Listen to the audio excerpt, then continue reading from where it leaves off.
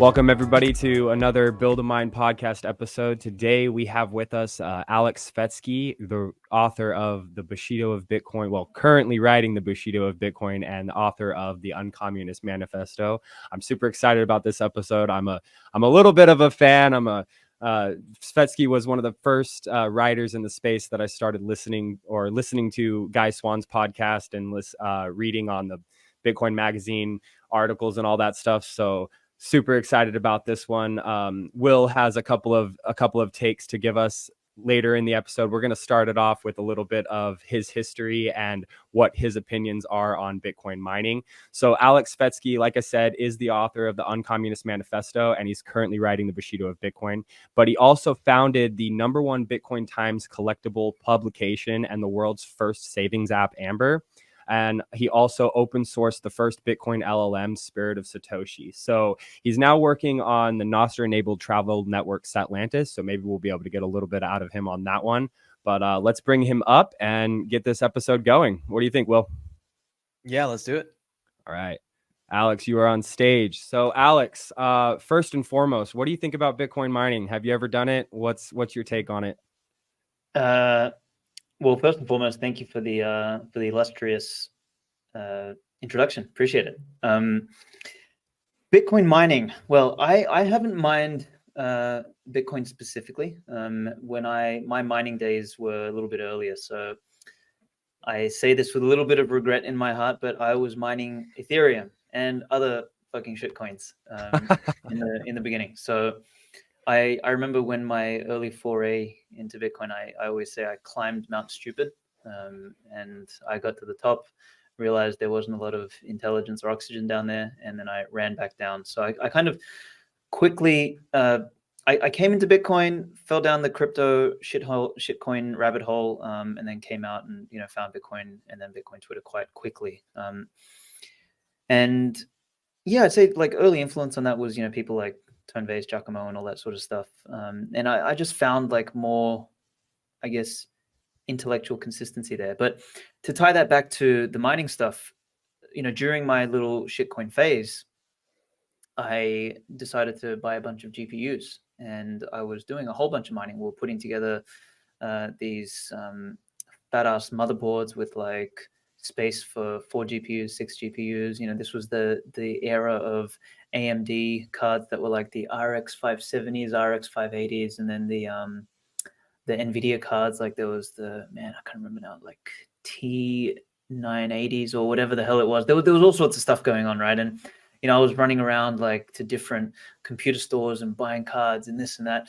And anyway, in the end, the joke was on me because I, obviously mined a bunch of shit coins and Ethereum and all this sort of stuff. And then the whole thing crashed. And then not only did the price of the shit coins and everything crash, but so did the price of the graphics cards. And I couldn't even give them away yet. So I had all this shit that I had to like basically throw away. So that was, that was all part of the journey of learning. And it was a very interesting period. And since then I haven't really touched mining, but I do have, I recently published the energy edition of the Bitcoin Times, which had a real heavy focus on energy and mining as a concept. And, I've got a very special place in my heart for that because I fundamentally believe that, energy is the, I guess it's the currency of the universe, and money is, the currency of civilization.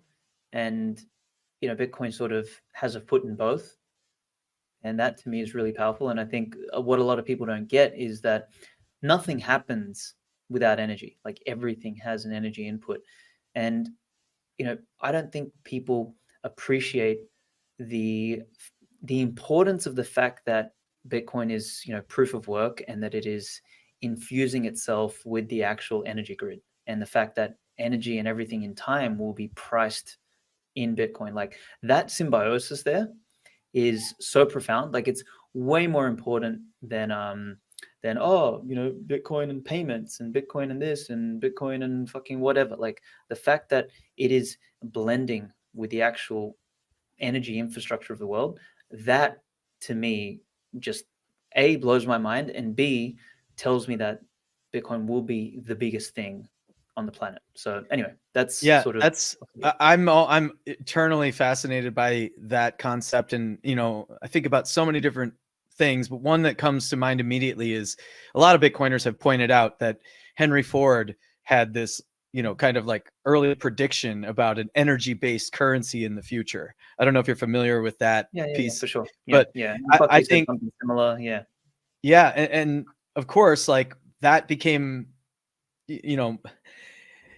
uh hard monies of the past throughout history kind of had a tethering to energy and human energy production. I mean, a commodity is a proxy for energy, right?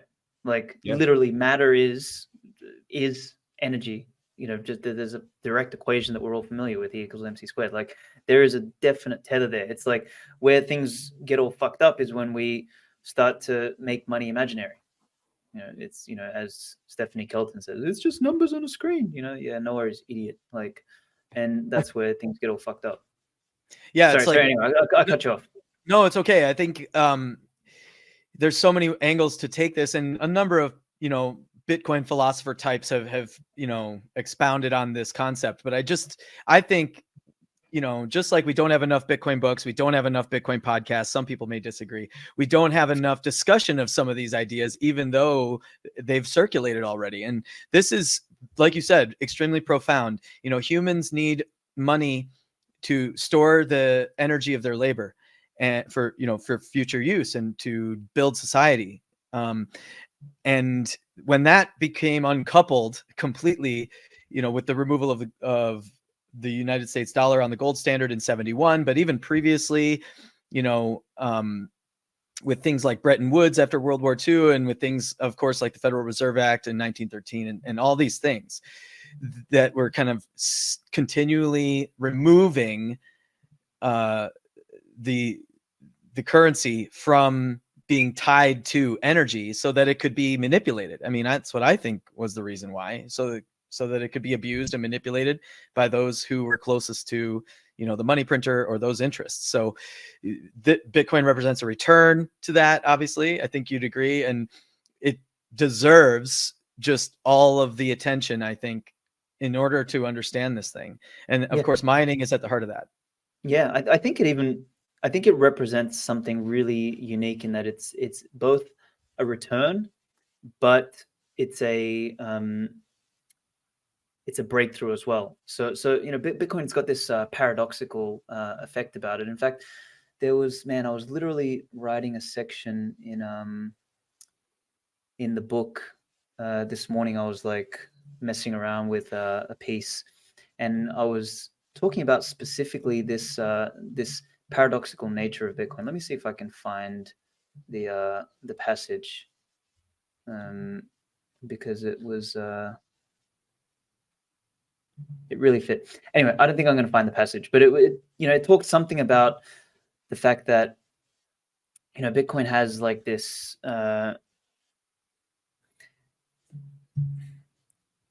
It's got classical values, like the oldest form of money was a boring ledger. It's this sort of like tied, as you said, to a physical commodity. It was a way to keep account. So Bitcoin has the old function of that. It's like the oldest function of money: keep account, be able to be transferred, and be scarce enough to store value, right? Like it has this sort of ancient timelessness about it, but at the same time, it is new, it is digital, it is literally information. Like and that sort of stuff blows your mind. It's, you don't store Bitcoin on a hardware wallet. No. Bitcoin is stored on the network. Where is the network? I don't fucking know. It's like this ephemeral thing that doesn't really exist, and your private key gives you access to this network, and your relationship to the private key implies ownership, which means the private key could be encoded in emojis, in a steel plate, on a hardware wallet. So it's fundamentally information. So you've got this sort of tension between the old and the new, and that's what's really interesting to me about Bitcoin. Is it's not just a return, it is a progression. So it's both at the same time, and that I find extraordinarily interesting. Yes, one thing that really gets me is that people will talk about how Bitcoin is using too much energy, too much, it's wasting energy. And obviously we all know that that's not true. Bitcoin is consuming stranded energy that would have otherwise been wasted. So, I mean, they're literally buying the energy, but the more energy that we can consume, the more energy that the Bitcoin network can consume is better for humanity overall, because we can grow as a civilization. We can bring people out of poverty. I personally have had a lot of problems thinking about like the future of the world and where we're going with it, because you see a lot of poverty in the world, and America has it really great, but other parts of the world like Argentina, El Salvador, and other parts of the world, they don't get that same access to energy. But what Bitcoin mining does is it allows these locations that once didn't have this tie to energy, didn't have this tie to information, it allows you to build out those systems, build out those networks around those places, and simultaneously bring up the standard of living for those people.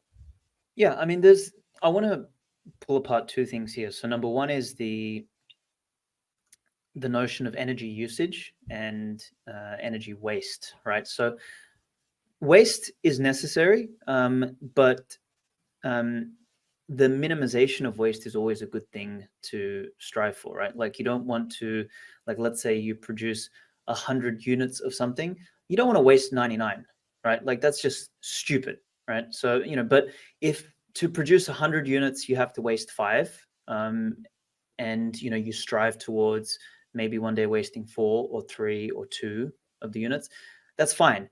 And so that's kind of one piece, is the waste component. Then the second component is total energy usage, right? And if we can agree that which is living requires energy, and the more life you have, the more energy you need. If we can agree on that basis, then the more energy that is being used, the better for life, for civilization. It's more life affirming, to put it in sort of like a Nietzschean term. So if we then move our sort of focus back onto the waste question, it's like, okay, where is the greatest waste on Earth at the moment? And I always think back to, I remember when I went to Brazil for the first time in the COVID period during the lockdowns.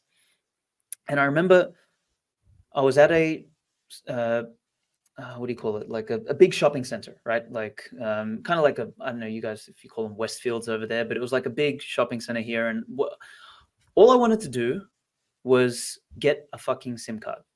That's it. But you had to, stand 6 feet apart. They had like, all of this fucking theater around, like walking into the shop. They were only allowing X amount of people into the shop at one time. You couldn't serve multiple people, couldn't get close to each other. They had to stand like 6 feet apart and talk and, wear their masks, like all of this fucking theater. And I was standing there for hours to get a SIM card, to get a fucking SIM card that was worth $15.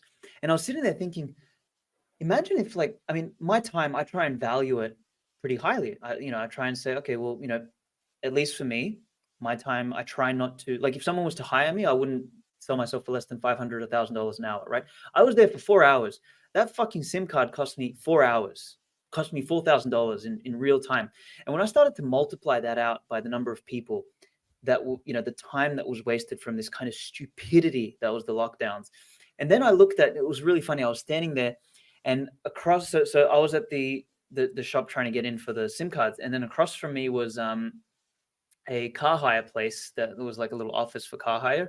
And they had a TV showing, the theater around people dressed in hazmat suits and how they're cleaning up the cars and all this shit. And I was sitting there watching, I was thinking, holy fucking, look at the amount of resources. And I kind of just did, just like mental math. I was like, think about the amount of time, energy, livelihoods, money, resources wasted on this fucking bureaucracy.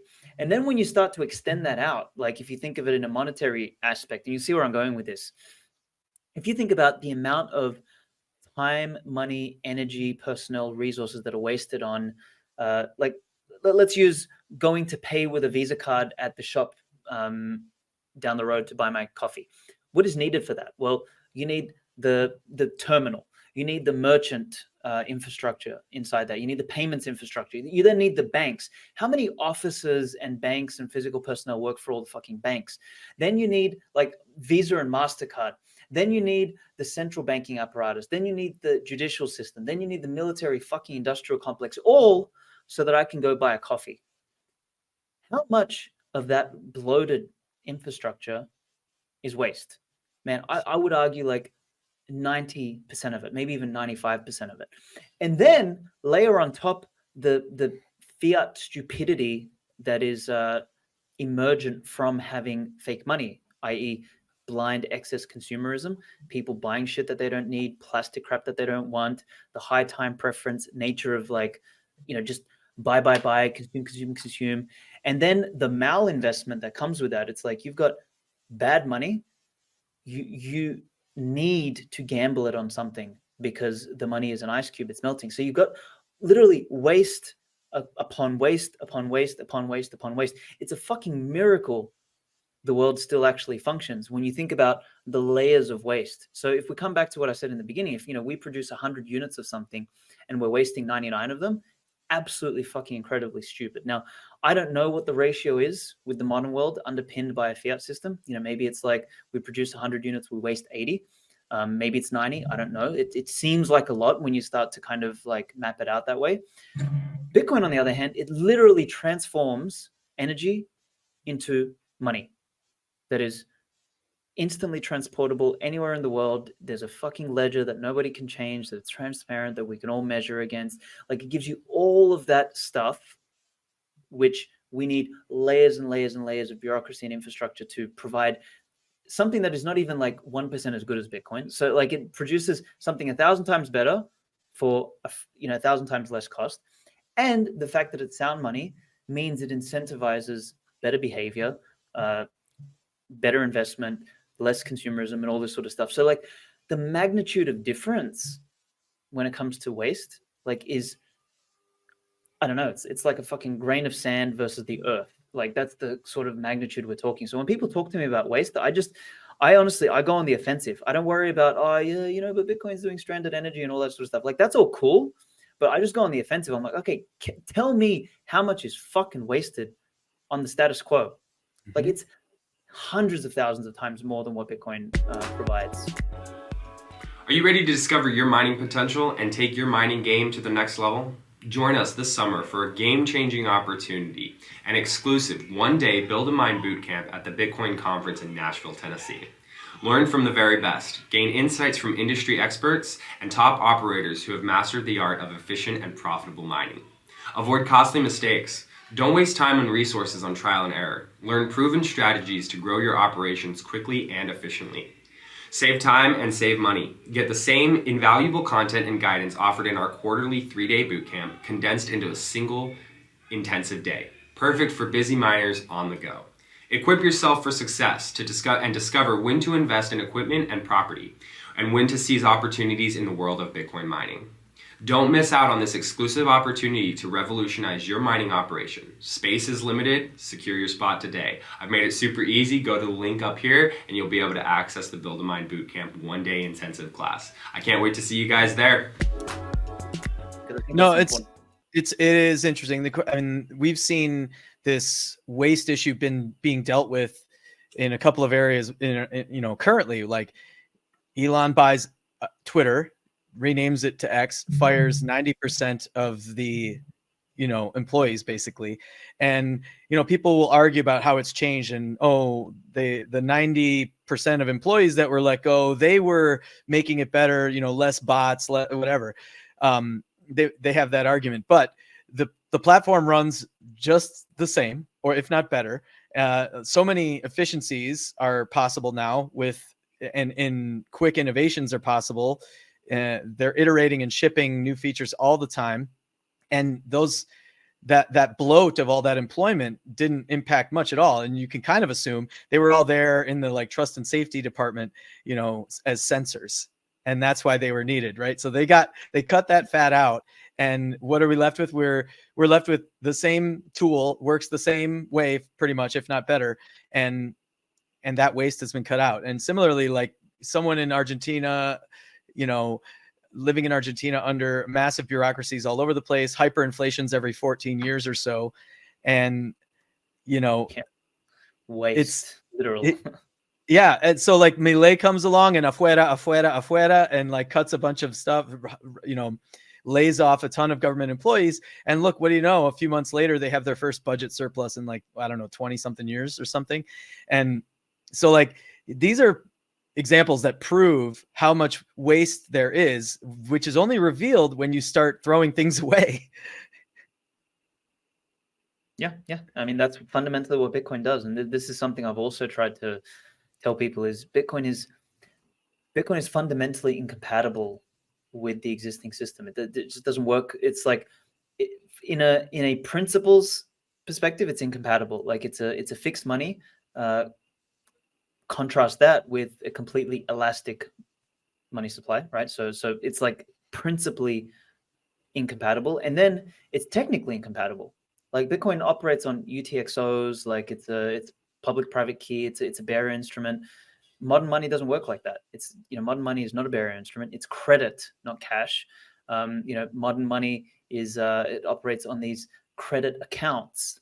You know, not on UTXO cash model. So it's like it's completely incompatible. And by doing that, by operating from a different paradigm, Bitcoin does away, you know, to your point, it chops out the need for all of the other crap. And that, you know, it's only when you have something like Bitcoin and you compare it against the existing that you realize how much of the other shit is actually waste. And that, I think, you know, and anyone in mining and Bitcoin, in the energy discussion, all of that, like that's the, you know, in debates, you want to bring your opponent into your frame of reference. And that is what I see a lot of people in the Bitcoin space sort of fail at, unfortunately, is they go and fight on their term, on the opponent's terms, which is, oh yeah, it's ESG. Oh, you know, like Bitcoin's green, you know, like mining is green. It's like, no, fuck that. No. This is a better money. We're using energy, which is fantastic. We are being as efficient as possible with that energy. So it's not that we're trying to be green, but we are getting that energy as cheaply and efficiently, you know, as possible, which is a net good. And therefore, it is a better, it is an even more efficient energy usage animal, which is a net positive for the for Bitcoin, for humanity, and everything. So it's like that's a stronger argument, in my opinion. Yeah, you started out in this space as a miner, whatever different coins you were mining, you were still mining. And then, of course, you know, whatever cycle that was in, there was the crash, of course, and you probably had to make some pivots or something that led you more deeply dedicated to Bitcoin, and then to contribute as a founder, entrepreneur, and then as a writer, thinker, philosopher as well. So can you kind of connect your journey for us from one to the other?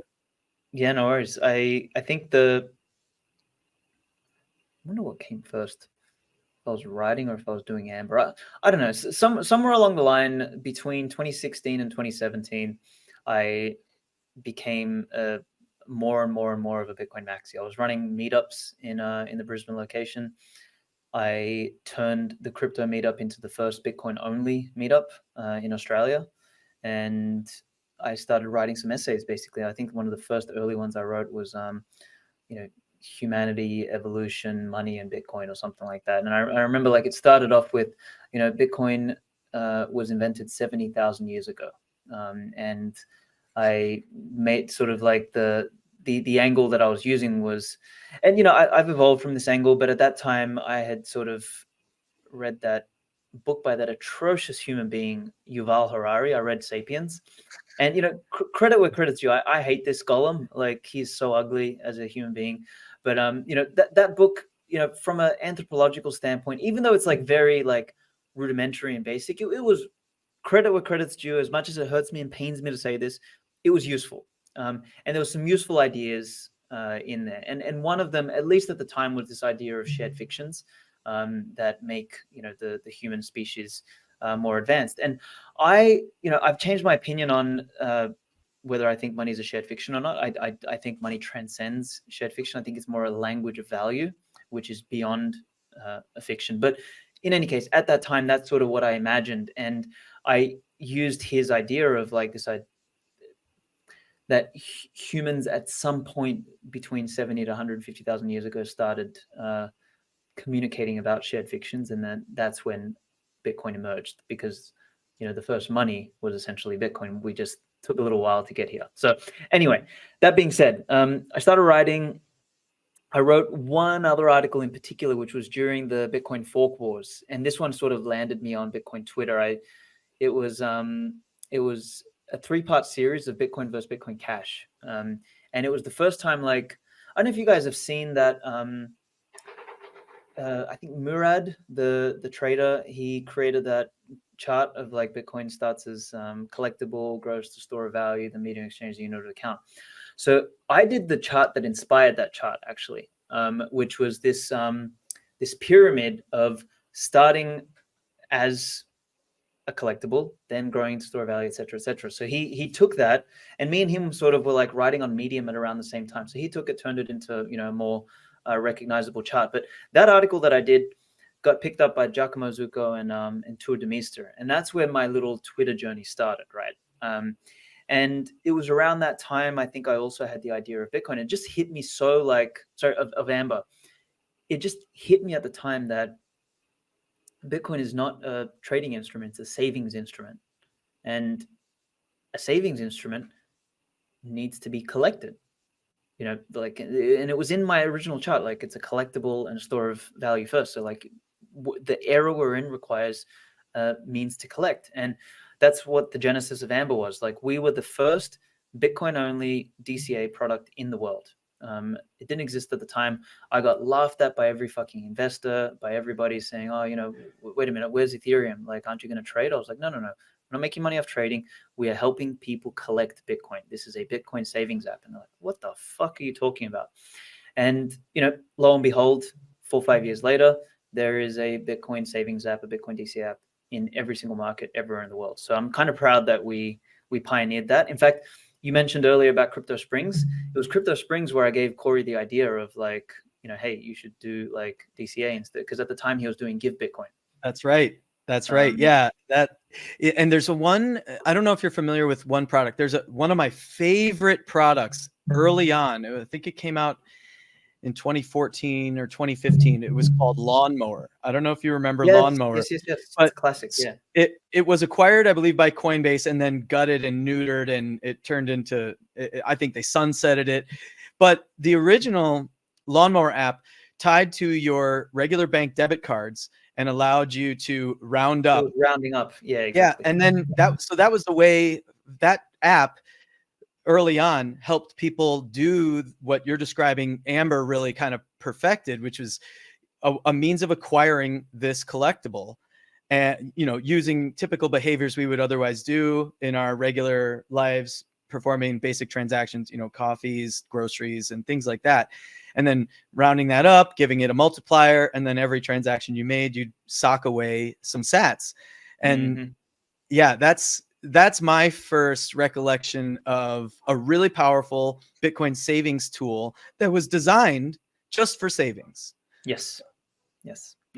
Yeah. And in fact, we tried to do the roundups in the beginning, and we found that just based on the charges for micro transactions from banks was too prohibitive. So that's why we went to the $5 minimum DCA model.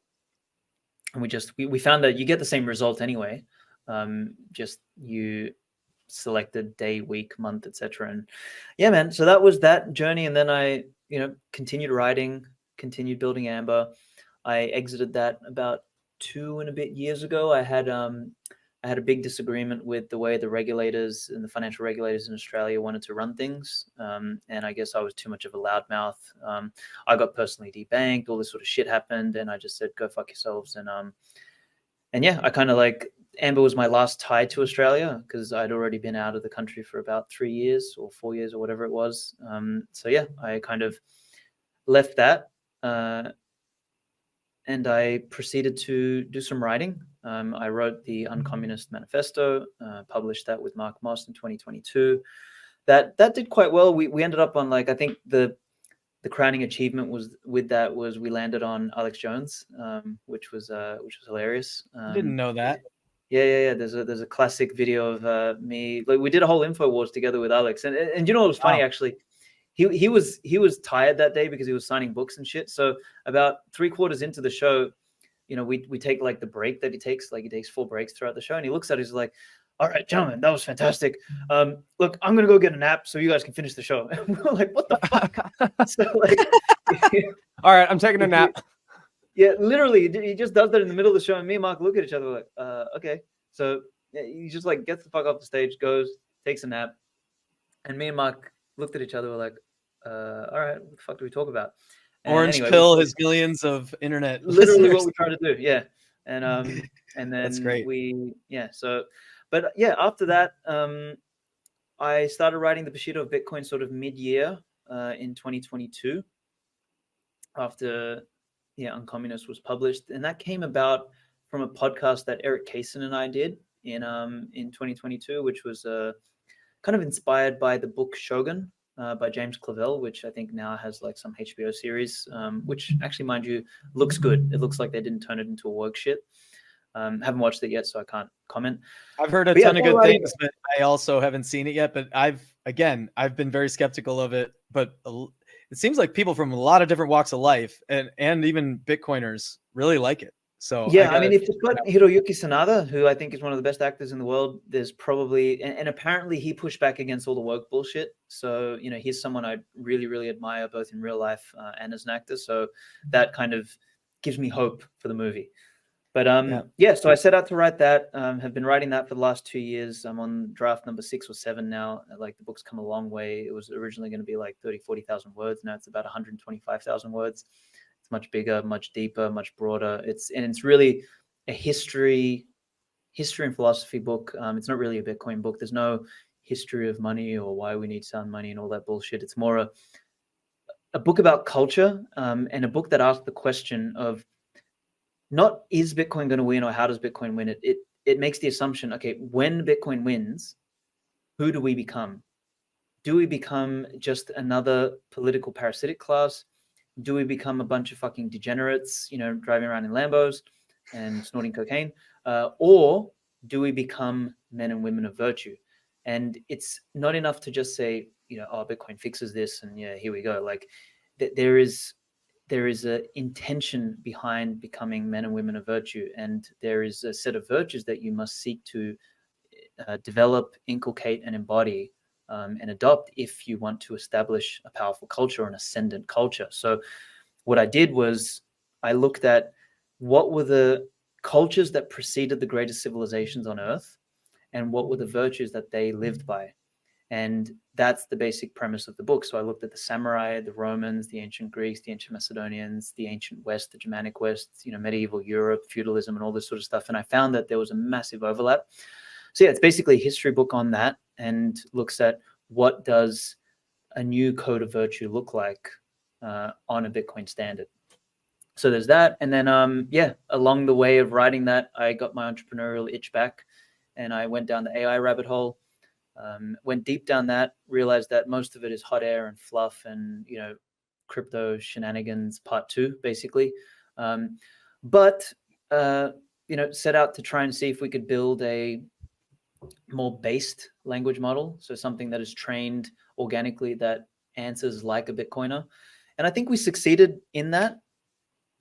Not to a perfect degree, but to a large degree. We open sourced it a couple of weeks ago, or maybe a month and a bit ago.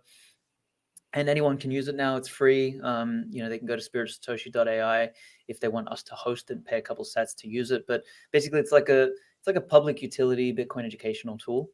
And now I'm working on something more in the Nostr space, because as much as I found the AI stuff interesting, there was no money to be made there unless I spun, just bullshit narratives about how AI is going to take over the world, which is complete horseshit. Or if if I sold data services, which is something I'm just not interested in. So that's kind of been the journey. Anyway, I kind of went on a little bit too long there, but No, that's it's good. Yeah. I definitely want to talk more about the Uncommunist Manifesto, because I'm not familiar with that work. I like to think of myself as being pretty broadly well read on all the, you know, Bitcoin personalities and what they write and what they think. But this is one that kind of, I guess, evaded me so far. But before that, I want to come back to the story of Amber and Swan. So okay. we're all in Crypto Springs in 2019, and lots of ideas were flowing. It was a good time to be a Bitcoiner, and Yep. it was a good time at that event. And yeah, would you tell us a little bit about, you know, maybe a little bit of what you can share about that conversation with Corey, or the several conversations that led to them transforming Give Bitcoin into Swan? And then I'm really curious about the Bitcoin LLM that you created as well, Spirit of Satoshi. I want to talk more about that. But yeah, bring us back to the Amber to Swan story, if you don't mind. Yeah. So I mean, Corey was you know, one of my biggest sort of supporters in the early days. Like, you know, we had just sort of known each other from Twitter, and you know, he was a big champion for Amber at the time. He was always like reposting me, retweeting me. So that's kind of how we like engaged, and we met for the first time in Crypto Springs. And he was doing Give Bitcoin, which I think is a fucking great idea. Like, you know, the ability just, you know, to send someone some Bitcoin and then for them to claim it, they create an account. So it was a fantastic idea. And you know, I was explaining what we're doing with Amber, what our plans were, you know, DCA, this and that. And you know, he sort of said, you know, yeah, we've been thinking about what to do with Give Bitcoin, whether we expand it. And I was like, yeah, fuck yeah, you should totally do like DCA, because that's, you know, that's how that's what Bitcoin is. It's a savings instrument. And yeah, I think, I don't know how long it was after that, but Swan sort of came to be a thing. And you know, I'm by no means taking credit here at all. Like, you know, Corey had probably thought of this, you know, well before, and you know, our conversation may have, you know, added some, you know, inspiration to his sort of thoughts or whatever. But like, you know, it was a no-brainer. And I think really Corey was, I mean, and Corey's done a far bigger job like with Swan than I ever did with Amber. Like, he fucking nailed it. He brought DCA into the mainstream. You know, he did an incredible job of bringing people around him and like really pushing that idea that Bitcoin is a savings instrument. So, you know, whatever small part I did in inspiring that in those early days, I'm glad I did, because you know, Swan is a net good. So is River. So is Relay. You know, I know Relay for a fact was definitely inspired. Like, I've had multiple conversations with shit. Can't believe I forgot his name now. Julian. And you know, he was always saying like, you know, I loved what Amber was doing. We needed it in Europe, so he set it up in Switzerland, and they're killing it at the moment. They're doing a fantastic job, really well run outfit. So, you know, it's humbling to see how much came of all of that around the world. What, you know, the regulatory issue is a hot topic lately with the legislation in the US going on and those battles. Mm-hmm. But what do you think is the reason? Can you share about the reasons why Swan's able to work in the United States, but Amber had so much trouble in Australia? I mean, the trouble was more just around me. You know, Corey's way more polished than me. You see how he operates the business. You know, like he knows how to deal with that stuff. I get an email from a regulator. My knee-jerk reaction is go fuck your mom or something like that. You know what I mean? Like, I'm not very polished with that stuff. I don't like, you know, they asked me to implement what was it, chain analysis software, and I said no. I said, you know, it was like I had a one-line answer, just no. Like, well, that's not how you communicate with, you know, the lawyers were afterwards telling me that's not how you communicate with regulators. Like, I don't give a fuck. I said, are they paying my bills? No, the customers are. I'm not going to fucking spy on my customers. So like, I just have a problem with that stuff, which means that I'm not a really good CEO for that kind of a company. Like, if something that is dependent on the banking system, something that is dependent on, you know, the permission of regulators to operate, I should steer clear from, because I, you know, don't work well in those kind of environments. What is up, guys? I want to introduce the Mastermind Club, your ultimate guide to navigating the complexities of the Bitcoin mining space with confidence and ease. Whether you're a beginner seeking guidance or a seasoned miner looking to optimize operations, this exclusive club has you covered. You'll gain access to monthly deep dives into critical topics like site procurement, equipment selection, and contract negotiation, expert-led webinars, and one-to-one consultations. You'll also receive invaluable resources like project roadmaps and sample blueprints to streamline your build-out and maximize profitability. By joining our mastermind club, you'll gain membership to our peer-to-peer accountability group designed to foster collaboration and knowledge sharing among like-minded builders. You'll gain access to exclusive deals on mining equipment, lower MOQs, and discounts only available to members. Don't miss out on this opportunity to fast-track your success in one of the most exciting industries of our time. Join the Mastermind Club today and turn your Bitcoin mining dreams into a reality. I've made it super easy for you guys. Just click the link on the screen right here and go to our webpage. You'll be able to sign up there. I can't wait to see you in the club. Till next time. That's a good answer.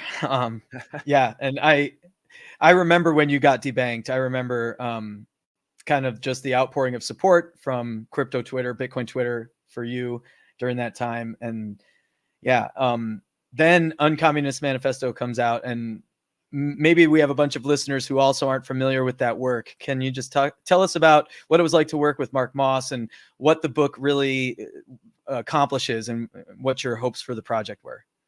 Yeah, so that it started off as an idea. So Mark and I were in Salvador before, like it was after the announcement in Miami, but before the law was instituted by Bukele. So I think it was around July of 2021, I believe.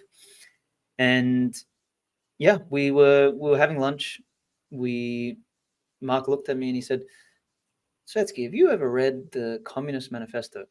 And I looked at him. I said, "How the fuck would I do that?" He's like, he said it's really, really bad. And I was like, "I'm sure it is." I said, "I'm sure it's like brain cancer on a page, like." Some of us had to read it for school, and it was the most painful assignment I ever had. I'm glad I didn't have to do that.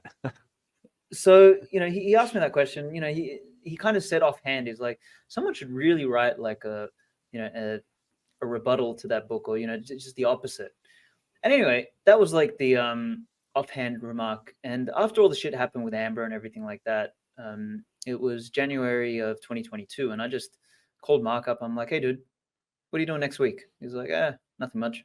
Having some time off." And I said, "You want to get an Airbnb, lock ourselves down, and we write this book." And we didn't have a name for it at the time. So he was like, "Yeah, let's do it." So we booked an Airbnb in Austin for a week.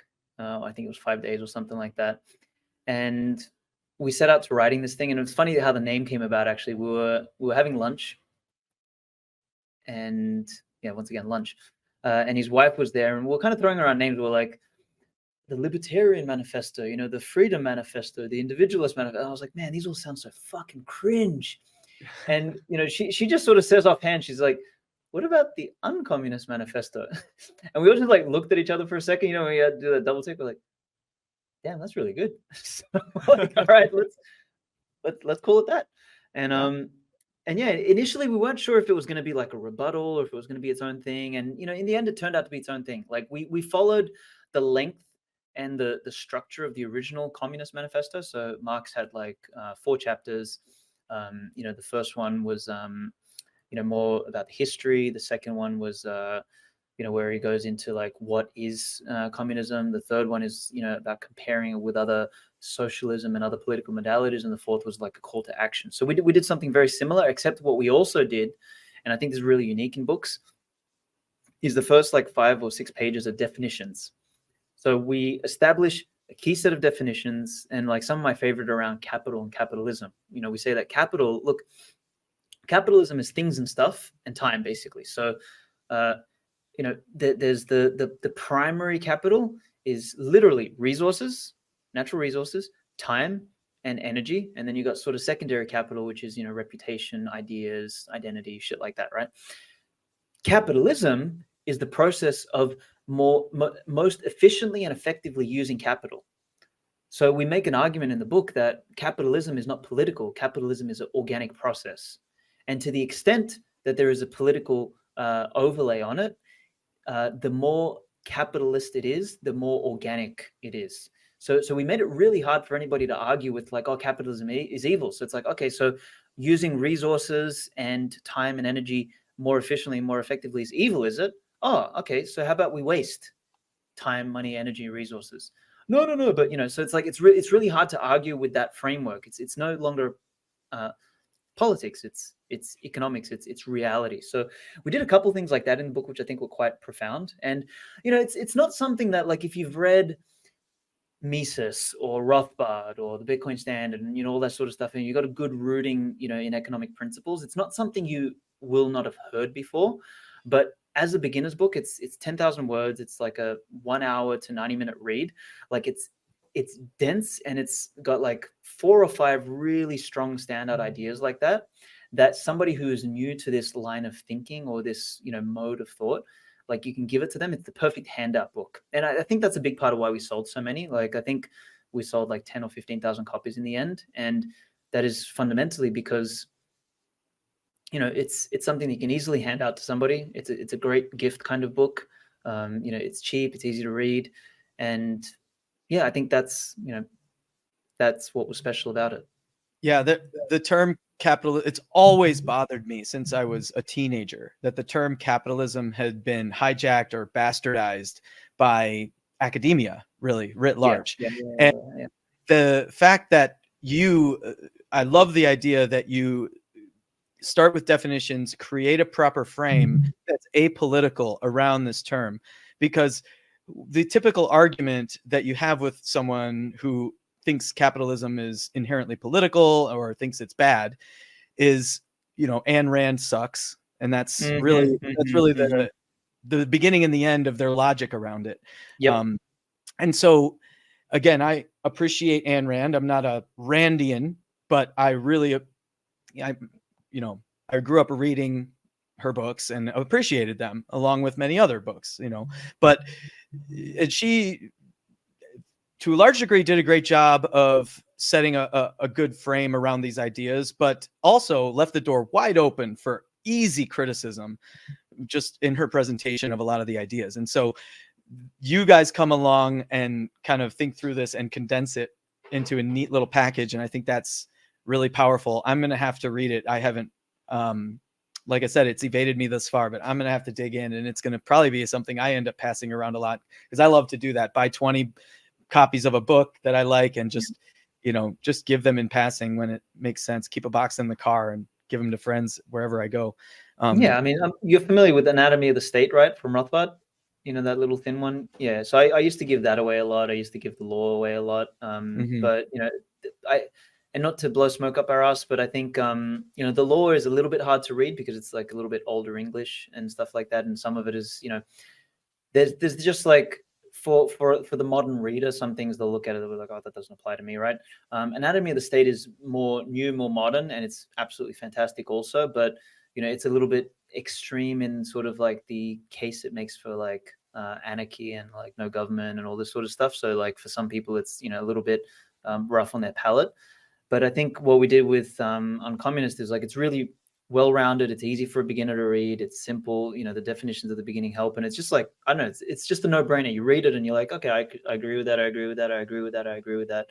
And it's like it kind of like stealth orange pills and stealth Austrian economics pills somebody without them having to even think about it. They'll go through the book and they're like, okay, yeah, that everything makes sense. And then later, when they find Bitcoin or where they find something Austrian economics, libertarian or whatever, it automatically makes sense. And they don't even know why, because the seeds have been planted. Yeah, that's great. And so there's so many entrepreneurs, really great people at deploying capital or forming capital, and they are maybe, classically liberal or left-leaning types. And they probably think of themselves as anti-capitalists to a large degree, but a book like this can help reorient them to realize like, oh, what I do really well and what I've been successful doing, forming capital, deploying capital, this helps me, become more open to this notion of what capitalism probably really is. And now that kind of softens up their viewpoint that they were probably ingrained with in college or something, or maybe their parents. But can you connect that a little bit to, like people who become enamored with Bitcoin, they want to learn about it, believe they want to understand or come to the realization of why it's not too good to be true, because it's this, incredibly innovative thing that promises these incredibly impressive things that seem impossible. But then the closer you get to it in your study, you realize, oh, this thing probably is true. The very next step is, well, why is it true? And that's where the mining understanding comes in. And so, of course, mining requires capital formation and capital deployment. And can you maybe touch on that a little bit, of how the way you frame capitalism in the book relates to these aspiring entrepreneurs who are interested in mining? Yeah. Okay. Let me see how to frame that. I mean, okay, let's do this. So I was writing about entrepreneurialism this morning as well. So it's actually a French word that was popularized by another name that you guys will that you'll recognize, by Richard Cantillon, who, the Cantillon effect was named after him.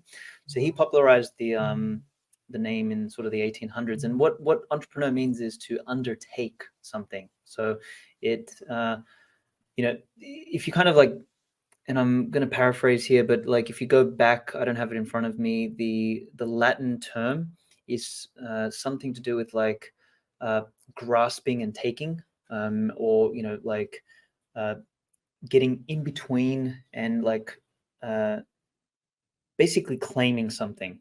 And when you look at that etymology, you start to realize that entrepreneurialism is the process of basically having agency and undertaking a journey, or undertaking a responsibility, or undertaking the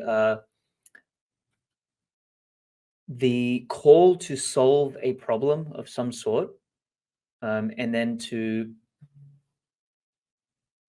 provide a solution off the back of that sort of undertaking, right? And I think entrepreneurs, like in the Bitcoin space, particularly because that's a rough place to be an entrepreneur. In some sense, it's a great space because there's so many problems. It's like an entrepreneur's goldmine. Like there's so many things to solve, but it's also a rough place because you're getting attacked by everybody. You get attacked by crypto people. You get attacked by regulators. You get attacked by fiat people. You get attacked by the banks. You get attacked by other fucking Bitcoiners. You get attacked by everyone, right? So you've got to have like really, really, really, really tough skin to undertake the process of going in and solving a problem there. Now, to tie that back to mining and capital, I mean, what an entrepreneur does is, he goes to war with a problem. He seeks out capital in the form of people, ideas, time, money, whatever is required in order to have enough resources to contend with the problem. And then out of contending and beating the problem, he, has a delta, ideally, which is his profit, if he's done that well, if he's created service and value for others.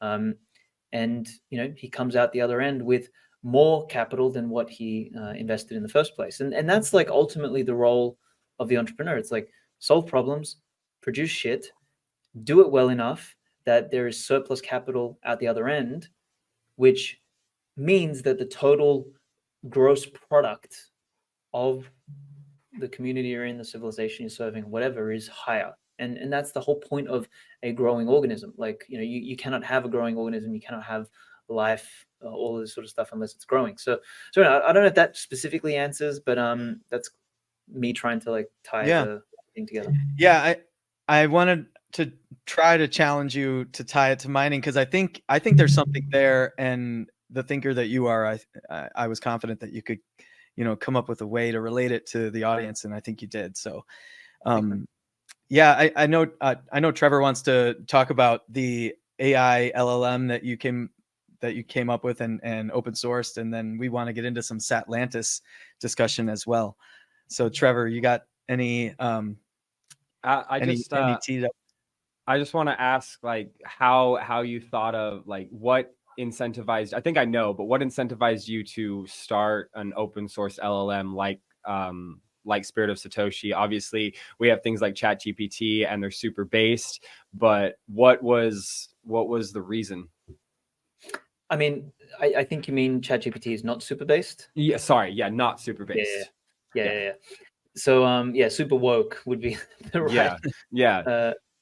I mean that was basically it. So like the original idea was actually not Bitcoin related. The original idea was, could I take these language models, use this transformer technology to recreate old personalities like Marcus Aurelius or Alexander the Great, Aristotle, and like, so I could talk to them. Cool idea, completely fucking impossible. So we went down that rabbit hole and we tried a bunch of things, and it was like, okay, no, it's not going to work. So to really emulate a human being is basically impossible through computational means. So I'll leave it there without going down the whole AI rabbit hole. So then the next idea was, okay, we thought, all right, these things are basically glorified search engines using probabilities. Really, really, really what the new breakthrough here was the ability to codify language in numbers, because that's essentially what these models do. Is like there's numbers or vectors in the accurate sense of the term that represent meaning associated to different words, letters, sentences, etc. And these things aren't magical. They don't understand anything. They don't know anything. What they do is, through high probabilistic computation, they produce semantically consistent or semantically accurate phrases, sentences, etc. So anyway, as we sort of started to realize this, we thought, okay, what's a place where a lot of questions get asked and there is a lot of misconceptions? Oh, Bitcoin. Well, okay. Could we build a language model that is essentially a glorified search engine for all of the Bitcoin content in the world that answers in a Bitcoin tone, Bitcoin language, Bitcoin frame of reference, Bitcoin model of the world? So that was the challenge we set out to do. And man, it was fucking hard. We trained like 50 different models. We had to build our own data set. We fucked around with it and like all this sort of work. And the original thinking was maybe we could monetize it by making it an educational assistant or some sort of onboarding assistant with different Bitcoin companies and all this sort of stuff. But turned out there wasn't really enough money to make in that. So we just thought, all right, well, let's just open source it, give it to the public, let people use it. And yeah, that's essentially where we ended up landing on it. So what kinds of things are users using it for right now? Is it for most people just like, I'm sick of ChatGPT's woke, generations, and a bit of that. Yeah, a bit of that. People also, like, I know a bunch of people who just, they get asked questions by normies all the time and they're sick and tired of answering. So they just say, hey, go ask Spirit of Satoshi. And people go there and just ask the question. And, they can sort of have some degree of certainty that the output is going to be more Bitcoin, I guess, in line with the Bitcoin ethos. That's really what it is. So it's a time saver. We're going to wire it up to a Nostr account as well, so that way on Nostr people can just like ask it questions and it'll answer. So stuff like that, basically. Cool. So talk more about what that will mean. I mean, I've casually used Nostr. I haven't really used it very much lately. I was on it early and of course very buggy and difficult to use, but plenty of us figured it out and I can certainly see the promise there. And so tying it into Nostr, that'll kind of just be like a Grok feature on X. Is that right? Yeah, pretty much. Except, it'll be like you just tag Satoshi and, he'll sort of read the question, use the model to compute an answer, and then just spit it back out. So yeah, that's like there's nothing overly fancy there about it. To your question about Nostr, I mean, Nostr, I was like similar to you, came in early, got bored very quickly. I was like, yeah, whatever. And then I sort of kind of left it. I was like, oh, this is kind of like nerd tech, whatever, who cares? But I stumbled back into the Nostr universe when I came up with this Satlantis idea, and it kind of evolved. Like I wanted to build like a global directory for Bitcoin cities, Bitcoin communities, somewhere where people could showcase, what's going on, the different cities, and you can kind of have a place to go and discover what's happening. So if I'm coming to Nashville, if I'm coming to Austin, or if I'm going to Costa Rica or whatever, like how do I connect them with the community? How do I know what's going on? How do I find the merchants? Like, where's the one-stop shop for all of that? And it didn't exist. People are sort of fragmented. They're on Twitter, they're on Telegram, they're on WhatsApp groups, they're on Facebook groups, they're on meetup groups, they're fucking everywhere. And, you know, the idea was, could we build this? And the original concept was like, we called it Destination Bitcoin. But the angle of it was, we wanted to have local ambassadors be like the city champions or the community champions, you know, the people waving the flag. As we dug into that, we realized, well, you know, Nostr exists. You know, a lot of what we're talking about here is a social feature, basically. Can we use the Nostr social graph to make such a platform possible? And we realized that this is so much bigger than just showcasing Bitcoin destinations. This could become a way to really like create something that hasn't, you know, existed before. So you could almost imagine TripAdvisor and Instagram coming together. So somewhere where you can post, follow, rate, review, explore, discover, like do all of the stuff that is community and travel oriented. So that's essentially what we're building. A whole lot more is going to come out about that in the coming weeks and months. But this is something that I honestly, like, having been a nomad for 5 years, having traveled the world, like knowing all of the pain in the fucking ass that is required to like find out what's going on or places to eat and all this sort of stuff. Like the fact that most reviews are like not only fake, but just irrelevant. Like if I'm going to go to a restaurant and there's a rating of 5 out of 5 stars from, I don't know, a soccer mom, like who I don't know, why does her rating have anything to do with me? Like the rating should be influenced by the social graph. Like, so, you know, if I follow you, there is probably a higher degree of there's a high degree of probability that I will like the kind of food that you like, or I might follow you because of the food that you like, etc. So there's a bunch here that the Nostr social graph could potentially fix. And I think fundamentally, you know, obviously Bitcoin is the biggest thing to happen for humanity in a long time.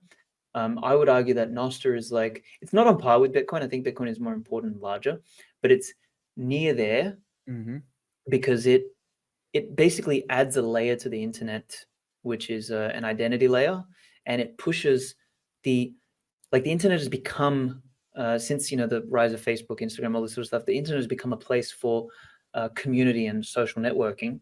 But the way all of that works now is at the application layer or at the platform layer. Nostr pushes the social graph and the identity down to the protocol layer, so you can't turn anything off. You know, it exists there. People actually own their account and therefore own their followers. It's almost like blending.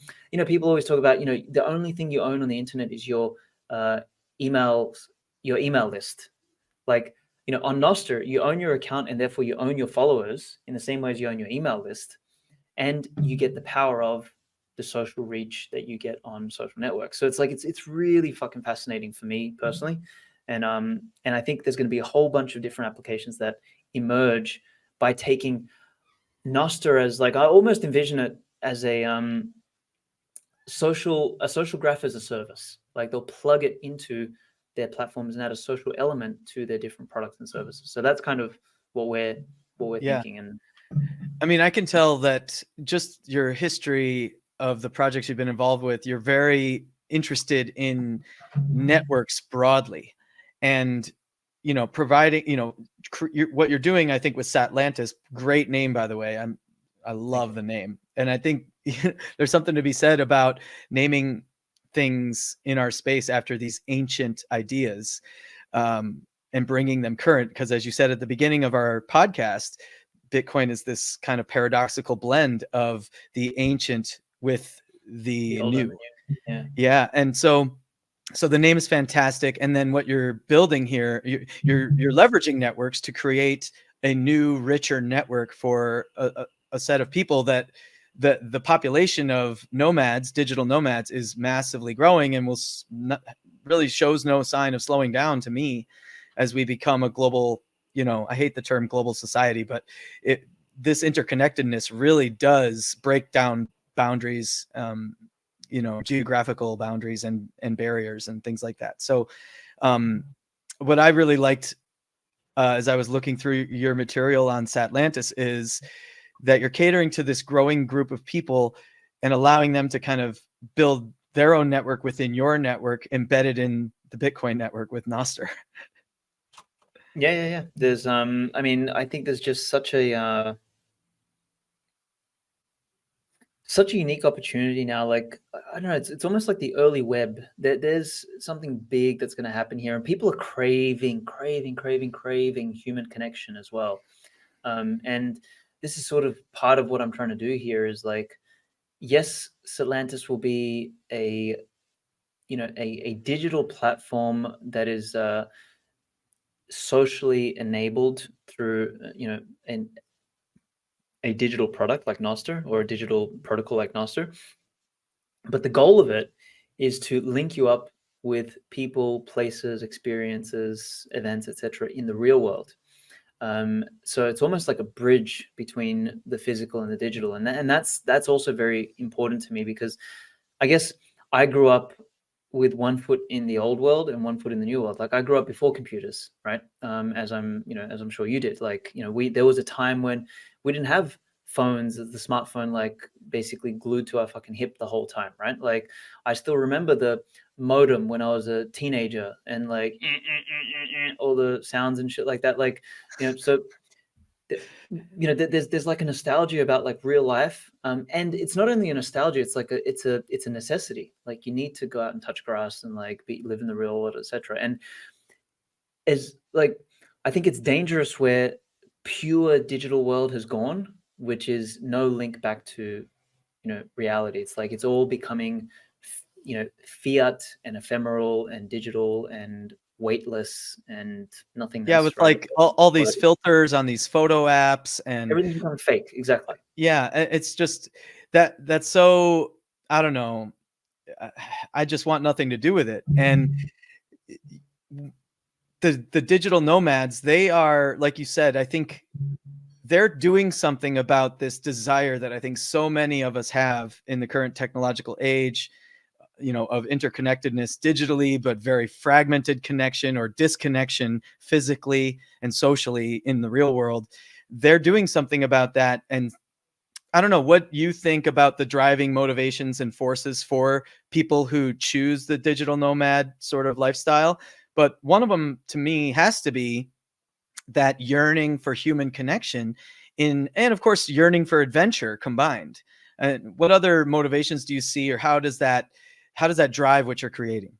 Yeah, I mean, there's a bunch, and there's good motivations and bad motivations, right? So like that yearning for connection and community is really important, and I think the fact that we're connected on the web now, and we can find people in other parts of the world that are more like us, and and it's more than just being like-minded; it's about being like-valued, because you actually, in fact, this is a big misconception that people have, is like they think they want to be around like-minded people, but you don't. You want to be around different-minded people, but with like values, and that's extremely important. It's a small nuance, but it makes a world of difference. So people are looking for that.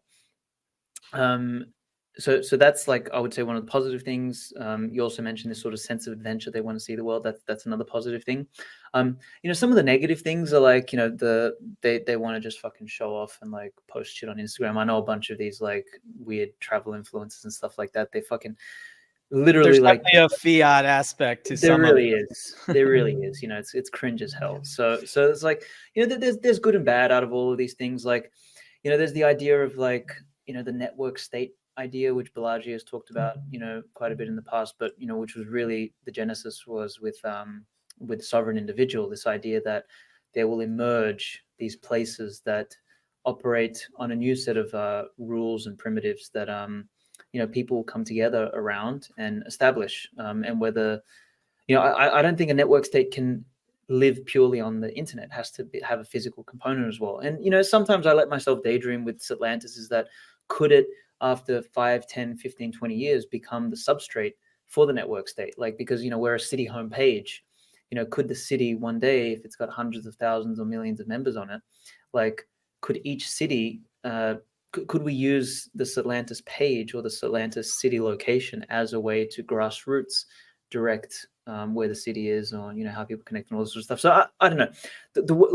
The world is fundamentally changing in a big way over the coming decade, and I really feel like we're at the precipice of something new, something novel, something unique, And yeah, I think also the last thing I'll say is like it's the world is fundamentally going to bifurcate. We're going to have the people who, like the NPCs that choose to live in the pods, live on VR, live in, you know, the virtual world and all that sort of stuff, and like Eat the bugs. You know, eat the bugs, and, you know, have soy juice like plugged into their veins, like all that sort of shit.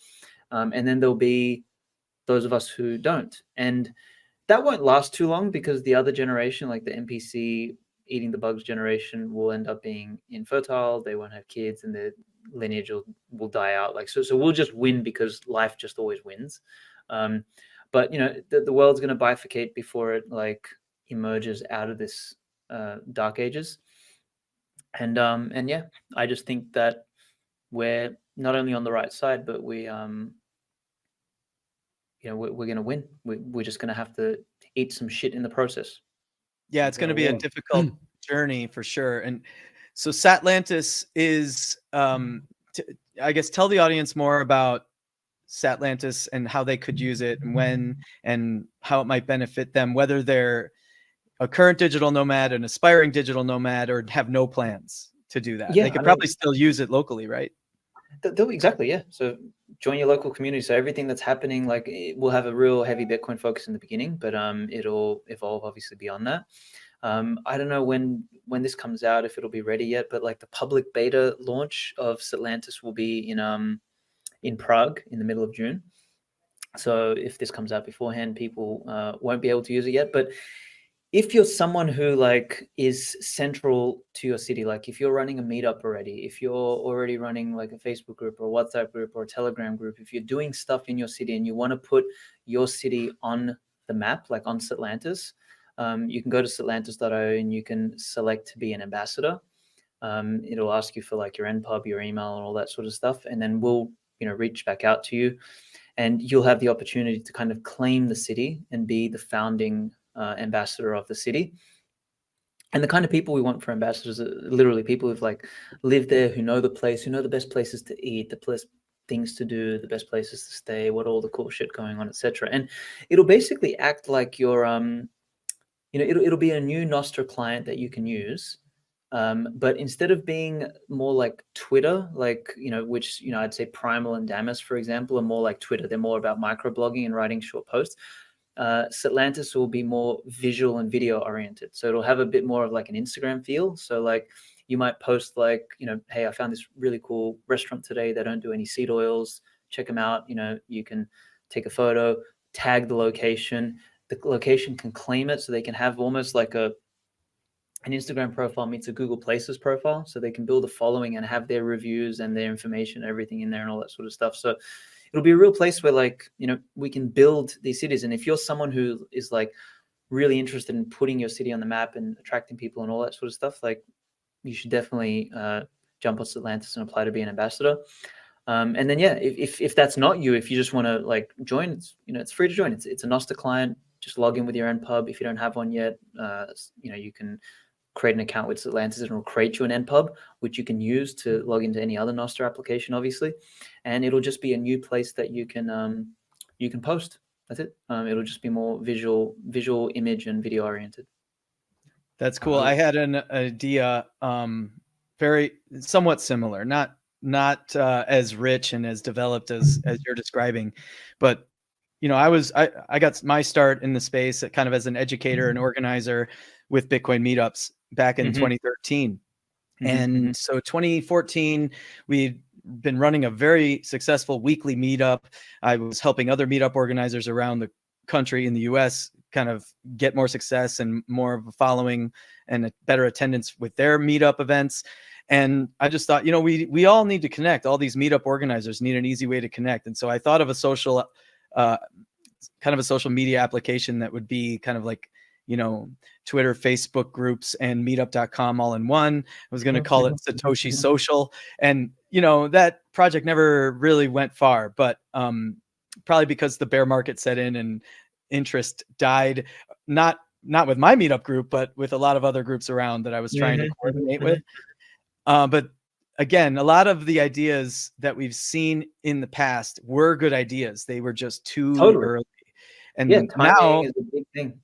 Right. And so now the technology has matured. Bitcoin network has matured sufficiently. Things like Nostr are around now, and something like this can be, it is certainly needed and can be successful. And I just think, I applaud you for thinking of this and doing it. Dude, let's put your city on the map. Let's get your meetup on there. Like, this is exactly the kind of platform, like, you are the exact archetype of person who is the ideal ambassador. Because one of the beautiful things is, like, if you're already running a meetup, if you're already doing that stuff, you'll be central on your city. So then everybody who joins Satlantis, who follows your city, will end up following you too. So this is a massive, like, boost to your personal profile. Like, this is how you build your Nostr account. Like, so almost imagine, you know, when you join Twitter today, like, you get a bunch of recommended accounts, like, and it's always like Kim Kardashian or fucking Jay-Z and shit like that. Like, on Satlantis, as everybody joins, we're going to give them a recommended accounts page, and guess who the recommended accounts are going to be? It's all going to be ambassadors. So people will be able to, follow that. This is literally, we're at the genesis of something big. Like, we're going to help people build their profile, build their cities, and all this sort of stuff. So, dude, you're the perfect archetype for this. So let's get your meetup on there. You can continue using meetup.com, and in fact, we're building a scraper for meetup.com so we can pull all of the meetups so that they're already visible, so that way you don't have to double post. But in time, like, this is where you're going to send everyone. You'll have your meetup and you'll be like, okay, we're on Meetup, we're on Twitter if you've got a Twitter account, and we're on Satlantis. And then you get people to follow you there, follow the meetup, they follow the city, they follow you. And that's how you build the fucking community around that. Would love to give you a hand with that. Yeah, and I hope anyone in the audience who's also involved in meetups as a member, as an organizer, is hearing Aleks right now and is, kind of taking that call to action to heart. Reach out to him. Look up Satlantis.io. Is that right? Yes. And yeah, and take the call to action seriously, everybody. I'll definitely be looking into it because, I live in a very small town and I want to, start building a meetup so that I can start helping to, orange peel people, but also, tying into everything that we've talked about. I want to raise the quality of life for my community, for my friends and my family and all those things. So as somebody who hasn't started a meetup yet, is this a good place to go to start building that community? Let's rock and roll, man. Like, people like you are a great also alternative archetype, is like someone who has the hunger and the desire to actually do this. So you can use Satlantis as your platform to start, like, because you have a place to send people, like, and it's not going to be like, nobody wants to join a fucking meetup page. It's so boring. There's nothing else on there. But they'll join Satlantis. They'll be able to post. They'll be able to, like, follow. So they'll get all of the benefits of something like Instagram, but they'll also be able to follow you, the meetup. They'll be able to see what events are coming up, what's happening, find merchants, great place to eat, like, all this sort of stuff. Like, it's all there. So by all means, hit me up. I'll get you both on there. And then I definitely want to start doing that. And I think Will is gonna be reaching out to you as well. So sure. Will, do you have anything else you want to oh yeah, we'll mention that here on the show. Okay, so before we close out, I want to say thank you very much for giving us your time today. I know that you're a very busy guy and you're constantly doing stuff, so we really appreciate it.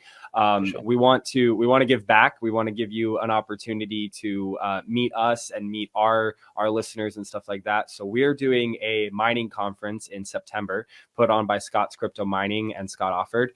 We're going to be giving you 2 free tickets to that conference. And what we're hoping is that you'll take a ticket, and then also at, any of the meetups that you're going to, any of your events, you could give one of these tickets away and, kind of help gather some traction around it. But the mining conference is in September in Baxter, Minnesota, and the backwoods of Baxter. It's really cool. There's a lot of fun events that can be taken place there. Archery, shooting, canoeing, rowing, just picnics on the lake kind of thing, family oriented. But it's a mining conference where we talk about the energy, the what's required to mine, and we're bringing in all kinds of people from that kind of walk of life, and we'd like you to join us for that if you have the availability. I know that you're very busy, so I'm not sure what your time framing is, but it's in September.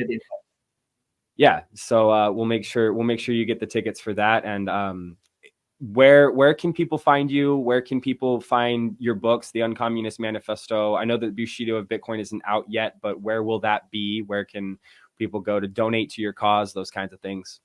Appreciate it. So really simple. I mean, if they go to linktree.com/Svetski, I've got all of my hugging links on there. But like, if they're specifically interested in BushidoofBitcoin.com, Bushido of Bitcoin, it's really easy. BushidoofBitcoin.com. Uncommunist.com. So I managed to get all of these .coms, so they can go there. My Twitter, just Svetski Writes, which is the same thing that's showing up on the video here. But like, if you want to get like all of them, linktree.Svetski or linktree.com/Svetski, whatever. I don't know how they structure their thing these days, but it's all on there.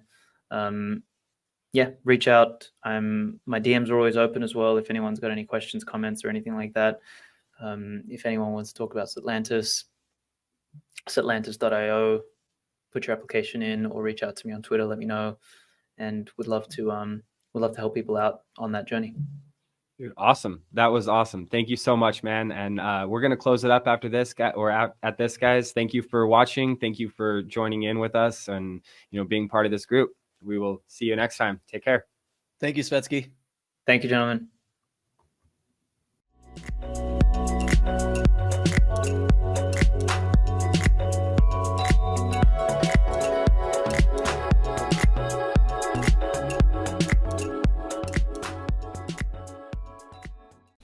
Please note, the Build a Mind podcast provides information for general educational purposes only. This information should not be construed as legal, financial, or investment advice. We do not guarantee the accuracy or completeness of any information presented, and we encourage you to consult with a professional advisor, legal advisor, and/or financial advisor before making any financial decisions. The Build a Mind podcast and its affiliates are not responsible for any losses incurred as a result of using the information provided.